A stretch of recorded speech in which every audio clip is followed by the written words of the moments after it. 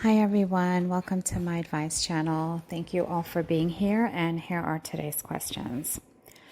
How do you interact with coworkers? Do you hang out after work or do you stay to yourself?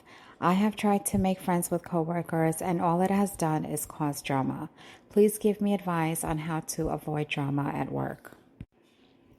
It's definitely a plus to have coworkers as friends too, but when it results to unnecessary drama, then it's time to just keep it professional. The last thing you want is to feel stressed in the workplace where you are spending a great deal of time. I have a friend I have known for 60 plus years. Her husband and her live in another state, so we only see each other once every few years or so. We do talk on the phone every few months. The problem is she berates her husband in front of me. She is hypercritical of everything he says and does. It makes me extremely uncomfortable as he seems like a nice guy. I know it's none of my business, but sometimes I want to get him aside and tell him to bark back and put her in her place. It's a weird dynamic. I can't say anything because she would be very offended as she doesn't take criticism well. Any suggestions? I would tell her that it makes you uncomfortable when she berates him in front of you, and she is welcome to call you back another time. If she has an issue with that, then that's her problem. She sounds like a toxic person, and I'm not sure what kind of friend she is to you, but hopefully she's a better friend than a wife. So I'm talking to this guy and have a conversation all week, but as soon as the weekend comes, he ghosts me. I've asked him about it and he just says he gets busy. He will open my Snap, but no reply or views my stories. What should I do in this situation? I really don't like to assume things, especially when there isn't enough information, but the reason why he ghosts you on the weekends may be due to the fact that he has a wife or a girlfriend. If he keeps this up, I would move on. How do you deal with a spouse who's grieving a parent? She has all of her mom's belongings and cannot let go of any of the items. Whenever we try, she starts to break down. She still wants to hold on to the casserole dish that her mom cooked in, even though she doesn't cook. She does not want to donate or pass the stuff on to anyone. The loss of a mother is one of the biggest losses most of us will ever experience in our lives. She is grieving and everyone grieves differently. The best thing you can do is show compassion and be patient. In time, she may let go of some of her mother's belongings. I am a 22-year-old still living at home, just dropped out of college to join the fire academy. Anyone else feel behind?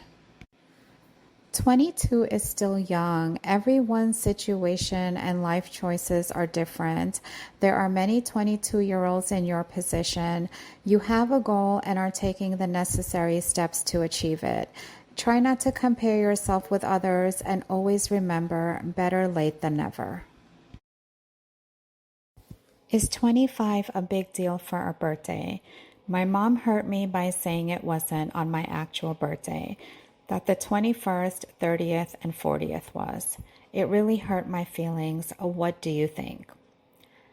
It depends on who you ask. Some people may think a 25th birthday is a big deal, others may not. And then there are some who don't celebrate birthdays at all, while others make every birthday a big deal.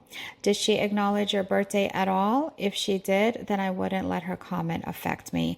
In general, a 25th birthday is not considered a milestone. I have a question I have no answer for. What is the right way to reply when your partner says he has depression but over text? Because if it was in real life, I wouldn't really struggle.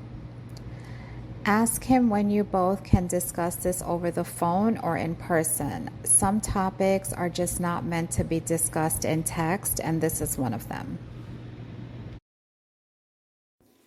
Are you ending a friendship if your friend cheated on their partner? So this has been a popular discourse on social media. Me personally, it depends on many factors. I would tell my friend about herself and how she's wrong, but I wouldn't immediately end the friendship. If it's just a boyfriend and girlfriend relationship that hasn't lasted too long, I will tell my friend about herself. If she's married, however, depending on the situation, I might distance myself a little bit. What are your thoughts? My thoughts are similar. If she were in a relationship and cheating, I would definitely tell her she is wrong and I would not support it in any way, shape, or form. But if she were in a marriage and cheating, especially if it occurred more than once and she felt no remorse or guilt, I would keep my distance. I personally cannot be friends with someone who betrays their spouse, and my level of respect and trust for her would decrease a great deal. Hi, I need advice. I have a male friend.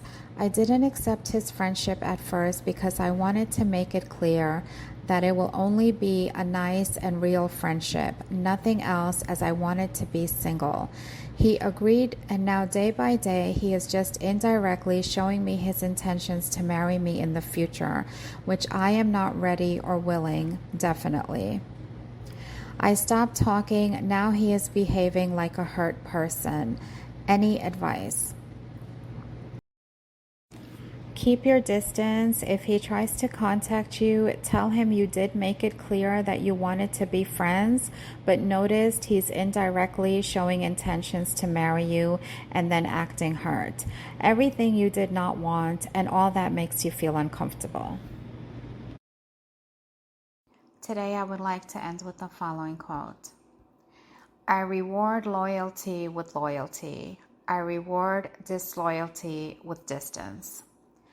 Thank you all for watching. Until next time, take care and God bless.